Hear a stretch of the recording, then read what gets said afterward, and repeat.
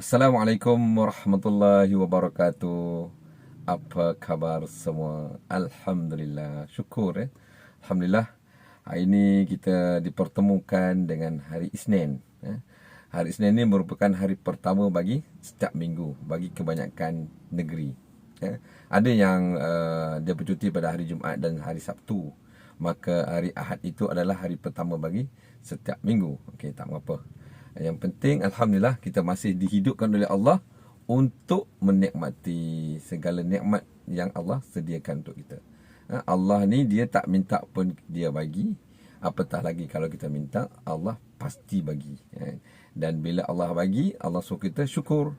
Kerana sesiapa yang bersyukur, Allah kata akan ku tambahkan lagi. Masya Allah, Masya Allah. Itulah hebatnya. Betapa maha pemurahnya, betapa maha pengasihnya Allah Subhanahu wa taala kepada umatnya, kepada hamba-Nya, kan? Kepada hamba-Nya.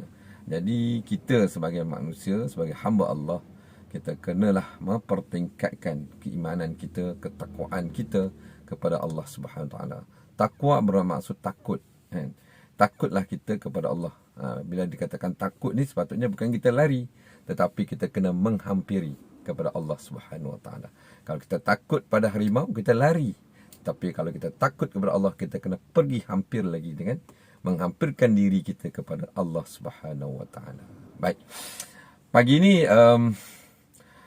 saya nak share satu perkara berkenaan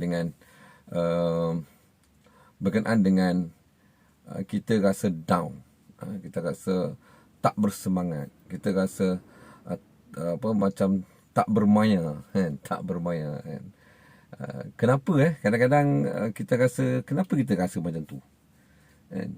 Saya teringat ada satu saya pernah masuk satu sesi, orang kata apa, sesi pembelajaran, satu kelas berkenaan dengan bisnes saya jugalah. Dia kata untuk kita nak bertindak, untuk kita nak melakukan action, nak melakukan satu perkara atau pekerjaan itu, memang kita dah tahu matlamatnya, kita dah tahu apa yang kita kena buat, kita dah tahu lah. Tetapi ada satu perkara yang kita terlupa, iaitu energi, iaitu tenaga, energi, ataupun orang kata yang memberikan kita kekuatan. Kalau kita tidak ada kekuatan, kalau kita tidak ada energi, kita akan rasa down. Kita rasa macam tak bermaya. Kita dah ada apa yang kita nak capai, tapi kita tak bertenaga. Jadi bagi saya secara peribadilah, ini saja nak share. Dalam banyak perkara, ialah salah satu faktornya adalah kesihatan. Faktor kesihatan itu pun juga satu faktor juga, kan? Kalau kita tak sihat, kita tak bermaya, kan? Kita tak mampu nak bergerak ke sana sini, kita tak mampu nak berfikir dengan baik kalau kita tak sihat. Jadi kesihatan ni satu anugerah yang kita mesti jaga dengan baik, kan? Jaga kesihatan, kita kena jaga makan kita, kita kena jaga, kita kena exercise, selalu bersenam, kan?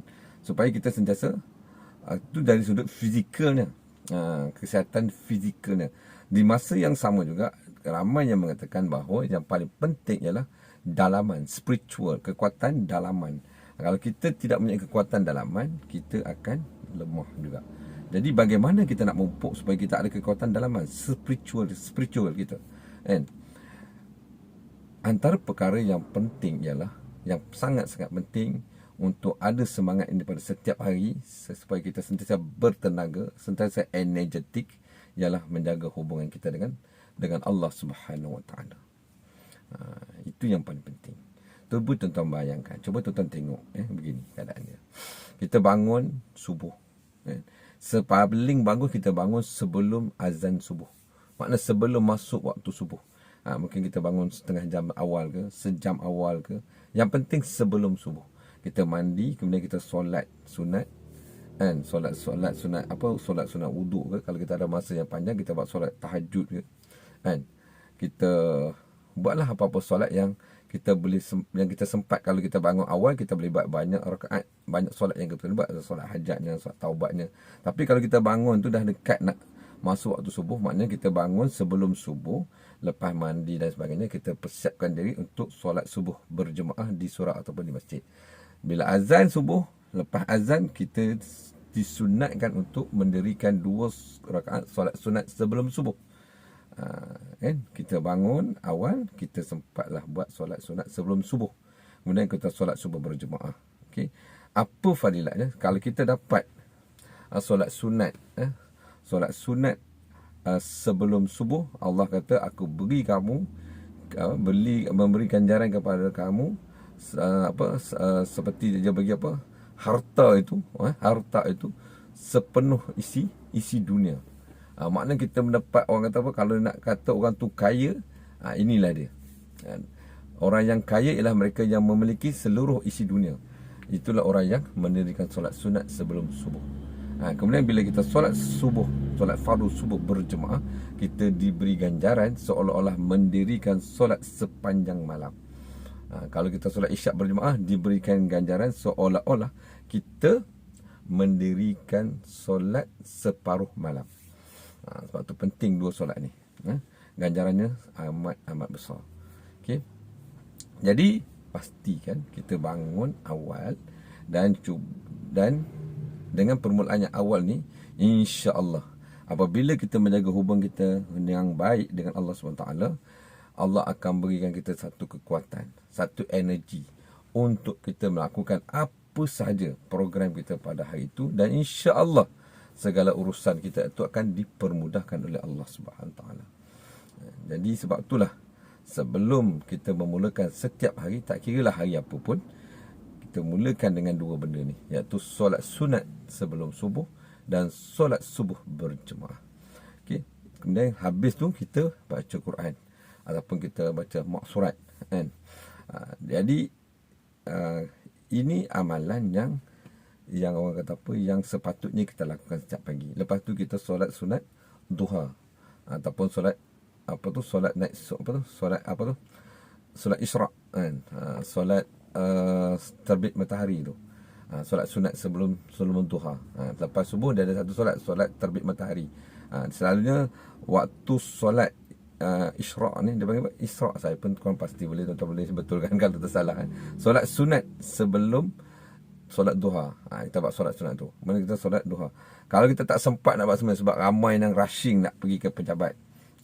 Jadi pastikan yang 2 tadi tu. Solat sunat sebelum subuh dan solat subuh berjemaah. Kita faham ramai yang pukul 7, pukul 6.30 duduk dalam kereta dah. Dah pegang steering dah nak pergi sekolah. Macam wife saya pukul 6.30 dah keluar dah. Tak sempat nak buat benda-benda tu semua. Dah sampai sekolah, waktu rehat kalau ada masa bolehlah buat solat duha. Sebab duha ni waktunya sampai sebelum masuk waktu zuhur. Ada yang kata 15 minit sebelum waktu zuhur masih boleh lagi buat solat sunat duha. Waktunya antara pukul 8 hingga mungkin pukul 1. Kita ada masa. Kalau pukul 10 tu pun boleh buat solat duha. Solat duha ni sangat-sangat dituntut lah. Kalau bagi saya bagi saya sangat-sangat penting. Kalau boleh saya tak nak miss satu hari pun solat sunat duha ni. Kalau boleh kita buat setiap hari. Okey. Jadi ini sebenarnya amalan-amalan inilah yang sebenarnya akan memberikan kita kekuatan, akan memberikan kita satu energi supaya kita rasa seronok nak buat kerja, kita rasa bersemangat nak buat kerja. Selain pada kita diberikan fizikal yang sempurna, yang baik, yang sihat ni, kadang-kadang dalaman kita tu tak kuat. Dalaman ini perlukan satapan rohani juga. Amalan zikirnya, bacaan Qurannya, solatnya, dan hubungan yang baik, hubungan yang kuat, yang rapat dengan Allah Subhanahu Taala. Ini semua ramuan yang diperlukan untuk kita sentiasa bertenaga, sentiasa bersemangat untuk melakukan untuk melakukan ibadah kepada Allah Subhanahu Taala. Sebab tu bila kita melangkah keluar rumah, bismillah tawakkaltu 'ala Allah, la haula wala quwwata illa billah. Bila kita baca bismillahilladzi la yadurru ma'asmi syai'un fil ardi wala fis sama' wa huwas samiul alim. Dan kita kata aku serah kepada Allah Taala. Aku keluar ni nak cari rezeki untuk isteri dan anak aku, untuk keluarga aku, mencari rezeki yang halal, mencari rezeki yang berkat, kan? Dan kita keluar niat kita nak mencari rezeki untuk anak isteri kita, kan? Nak cari rezeki yang halal, kan? Dan kita serahkan kepada Allah Taala, kita berusaha di sama yang sama, kita berdoa, kita bertawakal dan segala, dan kita bawa, kita bertawakal dan kita minta perlindungan daripada Allah supaya dilindungi kita dari sebarang keburukan di bumi dan di langit. Bismillahilladzi la yadurru ma'asmihi syai'un fil ardi wala fis sama' wa huwas samiul alim. Itu adalah doa untuk kita dapatkan perlindungan daripada sebarang keburukan. Ini kita kena baca selalu, tuan-tuan. Sebab kita tak tahu, kadang-kadang kita langkah baru satu step je, kita telah ditimpa musibah di depan rumah. Kita baru masuk gear 1, tiba-tiba ditimpa musibah. Kita tak tahu. Jadi kita sentiasa berdoa kepada Allah, kerana kita tahu bahawa sesungguhnya senjata yang paling ampuh bagi orang Islam, ialah bagi orang mukmin, itu ialah berdoa. Doa ni tuan-tuan bukan sekadar untuk kita nak mendapatkan, Allah nak tunaikan hajat kita. Kita berdoa itu sahaja pun Allah dah kira pahala, Allah bagi kita pahala. Berdoa ni adalah satu ibadah. Setiap ibadah ada pahala, kan? Kita dapat pahala berdoa, dan kita juga bila dimakbulkan doa kita, alhamdulillah, dapat satu lagi ganjaran. Pahala dapat, hajat pun tercapai. Sebab tu kita kena banyak berdoa. Doa ni sebab Allah Ta'ala kata apa? Aku tidak akan membiarkan hamba aku pulang dengan tangan kosong selepas dia berdoa. Jadi kita kena berdoa. Kita kena berdoa dengan bersungguh-sungguh, berdoa dengan penuh keikhlasan, berdoa dengan bersungguh-sungguh, minta dengan bersungguh-sungguh, sampai menangis. Orang kata, kalau minta ampun tu, kalau kita bertobat tu sampai menangis. Kalau kita minta hajat pun sama. Ya Allah, tunaikanlah hajatku ya Allah. Aku perlu sangat pertolonganmu ya Allah. Allah bagi, tuan-tuan. InsyaAllah. Jadi ini adalah antara faktor ataupun perkara yang kita boleh lakukan supaya kita sentiasa berenergetik, sentiasa bersemangat. Lakukan. Kemudian kalau kita dah sampai ke pejabat tu, kita buat perkara yang mudah-mudah dulu, perkara yang menyeronokkan. Masuk pejabat tu kita senyum, happy. Sebelum nak keluar rumah tu kita senyum pada isteri kita senyum daripada anak-anak kita salam dengan dia orang semua, kita peluk isteri kita peluk anak-anak kita, kan? Jadi ini perkara yang boleh memberikan kita semangat sebenarnya. Kita senyum, kita salam dengan ahli keluarga kita, dengan isteri kita, dengan anak kita, kan? Lepas tu kita keluar sampai ke pejabat, bawa kereta tu kita baca, kita berzikir, kita berselawat. Jangan rasa bawa kereta tu nak marah. Sebab orang kata bila pegang seri ni dia mula nak marah, bila pegang seri ni dia hilang sabar. Jangan. Pegang seri tu, subhanallah, alhamdulillah, baca doa naik kenderaan, kan? Baca berselawat, kan? Buka radio, tak apalah nak buka radio, nak dengar lagu kan, nak dengar tu pulang, kan? Kalau nak dengar kadang-kadang pasang CD ke, nak dengar dengar ceramah, kita pulang. Itu makna lakukan benda-benda yang boleh menyeronokkan. Jangan cuba fikir benda-benda yang berat. Waktu pagi ni jangan fikir benda yang berat-berat, kan? Kita buat benda yang ringan-ringan dulu. Kita sampai pejabat kita senyum, Assalamualaikum, senyum, kan? Buat benda yang simple dulu. Buatkan kerja yang simple-simple dulu. InsyaAllah dia akan seronok the whole day. Dia akan rasa seronok sepanjang hari. Sepanjang kita bekerja, kita akan rasa seronok, kita rasa happy. Jangan nak masalah di rumah, masalah rumah tadi kita tinggalkan di rumah. Bila kita balik pula nanti, masalah pejabat kita lupakan. Kita tumpukan perhatian kita kepada keluarga kita, macam tu. Jadi insya-Allah ini sebagai sebagai perkongsian, kan? Ini pengalaman kita bercakap atas pengalaman, insya-Allah.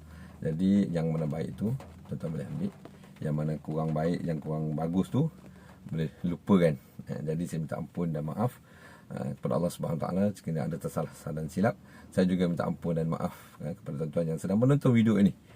Kerana malah tahu atas percakapan saya ini ada yang tersinggung, ada yang terguris hati. Saya mohon ampun dan maaf. InsyaAllah kita berjumpa lagi di masa-masa yang lain. Assalamualaikum warahmatullahi wabarakatuh. Sekian.